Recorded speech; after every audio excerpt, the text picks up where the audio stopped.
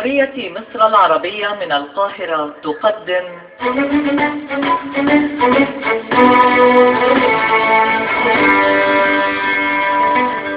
الفنان الكبير يوسف شعبان في رؤية درامية جديدة لقصة الأديب العالمي نجيب محفوظ.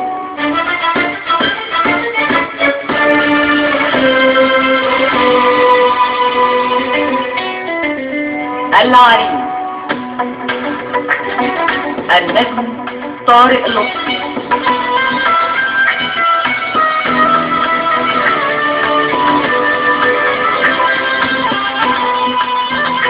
بطولة حنان مطاوع، ناصر سيف، شريف خير الله، عفاف رشاد، محمد محمود وهبة توفيق.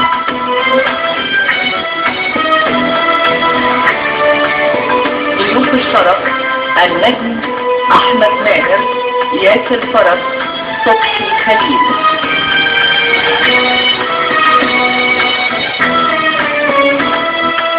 الموسيقى التصويرية والالحان اهداء الموسيقار الكبير هاني مهنا.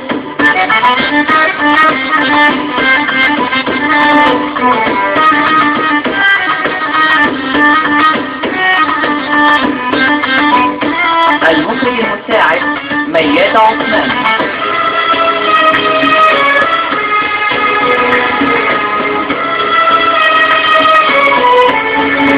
العريس رؤية درامية وحوار سيد رشوان، إخراج علي عبد العال.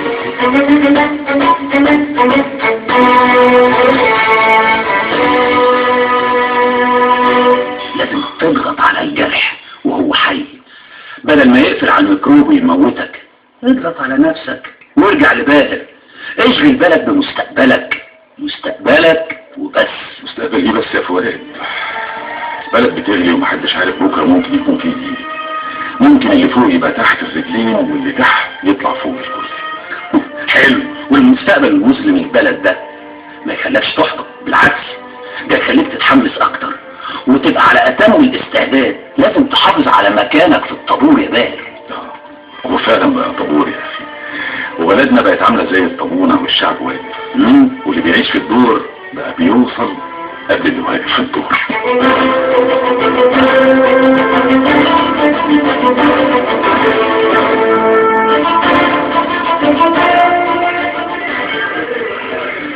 والله زمان يا ربيع، زمان يا واد. انت اللي والله زمان يا رفيق.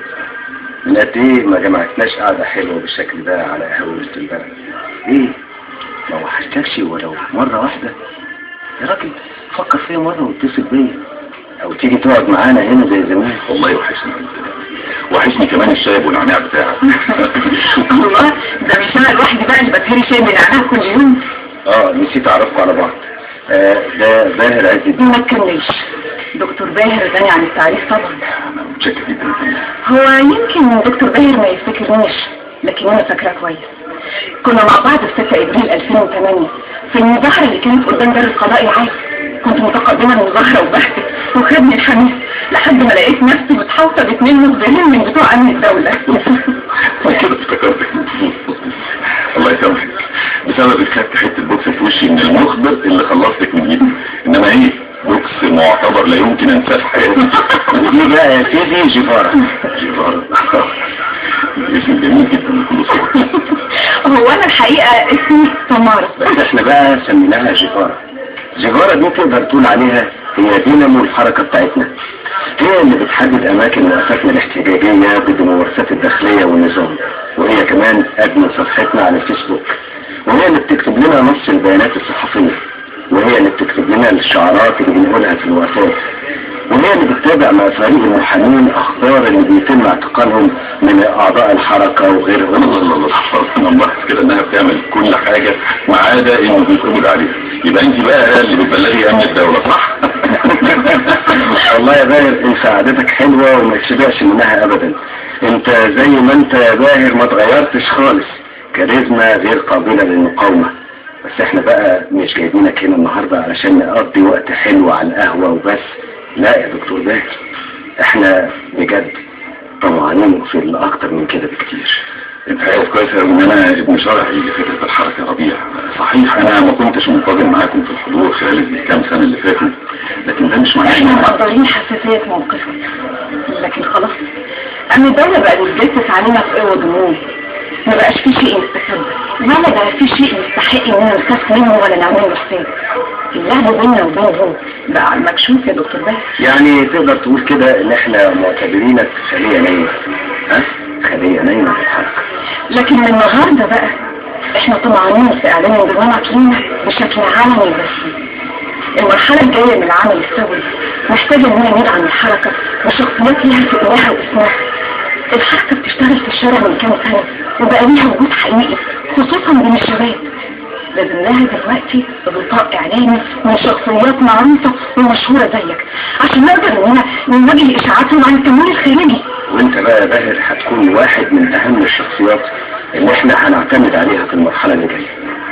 دكتور باهر حضرتك ساكت كده؟ ده انت شكلك مخدوع. في ايه يا ابن مالك؟ لا ابدا، بس عايز اعرف انتوا حسبتوها ازاي. انا ممكن الانضمام ليكم يضركم اكتر من كده، واكيد انتوا فاهمين انا اقصد ايه طبعا. عشان كنت عضو في لجنة البيت الصغير يعني. بالعكس دي نقطة قوة مش ضعف. انت لما كنت شريف ونظيف كان زمانك قدمت القرابين واستمريت وبقيت في مقدمة الصفوف كمان. احنا مش ملايكة يا باهر، لا حد فينا ده ولا حد فينا بيدعي ده. احنا كمان ناس لينا اخطائنا، بشر يعني. كل اللي جمعنا هو حب البلد دي وغيرتنا عليها. وانا كمان غيران على البلد زيكم بالظبط، لان البلد دي هي اللي علمت الانسانية معنى الحضارة.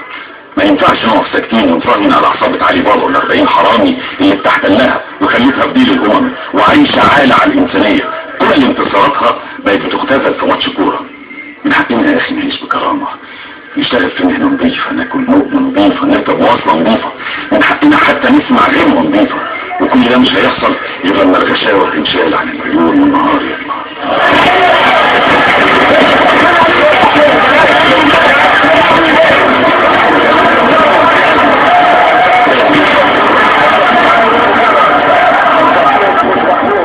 معزوف مبرر، معزوف. ايوه الشعب التونسي كلامكم اليوم وكلامكم الكل في تونس وخارج تونس، كلامكم بلغة كل التونسيين والتونسيات.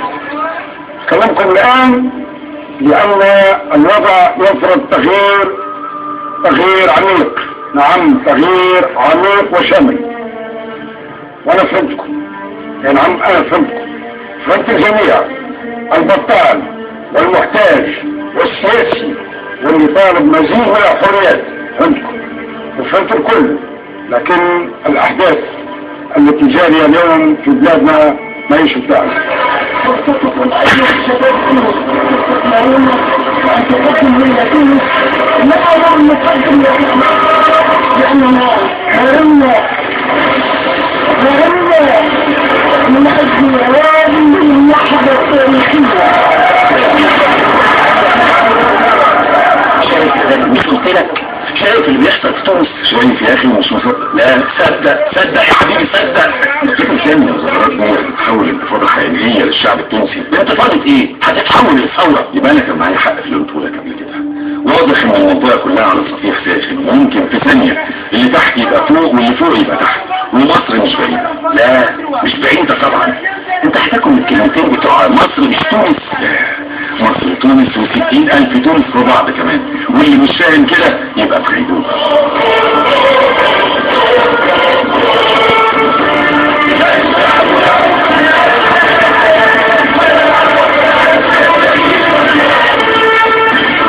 الشعب يوما أراد الحياة فلا تستهن يستسير القمر. الشعب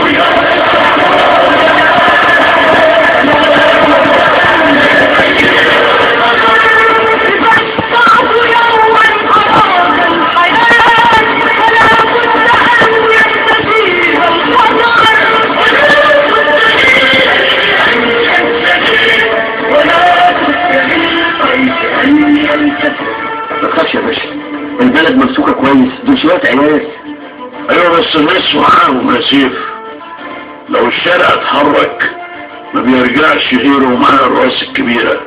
اديك شفت في تونس حصل ايه. مصر مش تونس يا باشا، ما تقلقش. تونس ما فيهاش امن دولة زي عندنا. والله بيتهيألي لو حصل حاجة يوم 25 يناير هيبقى السبب هو امن الدولة بتاعك ده. جرى ايه يا باشا؟ ده جهاد فيه شوية شباب زي الورد، وبعدين بيعزوا سعادتك جدا على فكرة. اشمعنى يعني؟ ده دليل الموضوع اللي جاي اكلم سعادتك فيه النهارده. موضوع ايه ده؟ بعت لحضرتك مقدم في جهاز امن الدولة. تشرفنا بس ايه المناسبة؟ عاوز ميعاد من حضرتك عشان نطلب 100 شهادة هاني. ايه؟ شهادة هاني اللي هي بنتي انا؟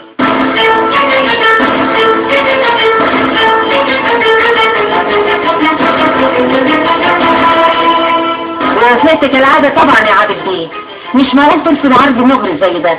طول عمرك بتحب تتمسح في السلطة. لا طبعا، قلت اكسر القاعدة وارجع اخد رأيك. مش موافقة طبعا، انت عارف ضباط امن الدولة دول هيبقوا عاملين ازاي، وانا بنتي مش ناقصة عقد. كفاية بقى الصدمات اللي خدتها في حياتها، اي صدمة جديدة ممكن تقضي عليها للأبد.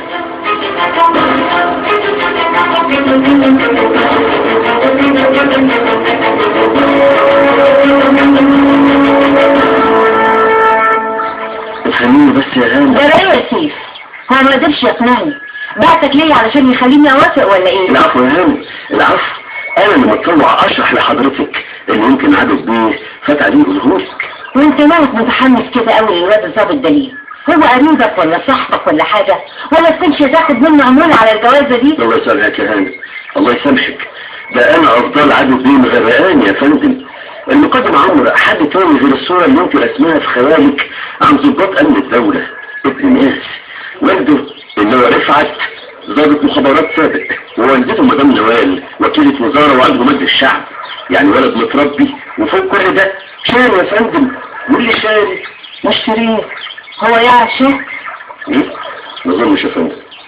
عمرو باشا ما حبش يمارس اي سلطة من سلطاته ويعمل فيها ضابط شرطة من امن الدولة. حاول يكلمها والحاجات دي، يفضل انه يدخل البيت من بابه. بقول لحضرتك ولد متربي وابن ناس. انا ماليش رأي، شوف صاحبة الشقة.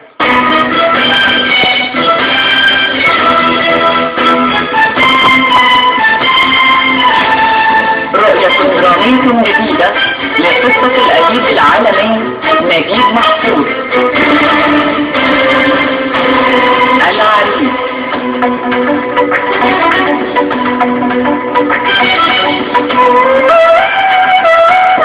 الموسيقى التصويرية والألحان إهداء الموسيقار الكبير هاني محمد.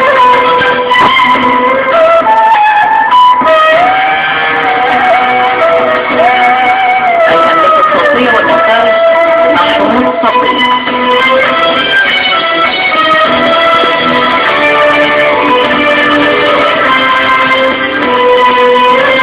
المخرج المساعد مياد عثمان.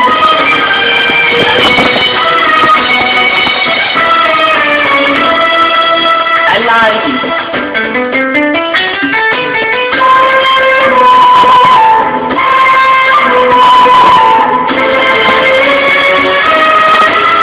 الرؤية الدرامية والحوار سيد رشوان.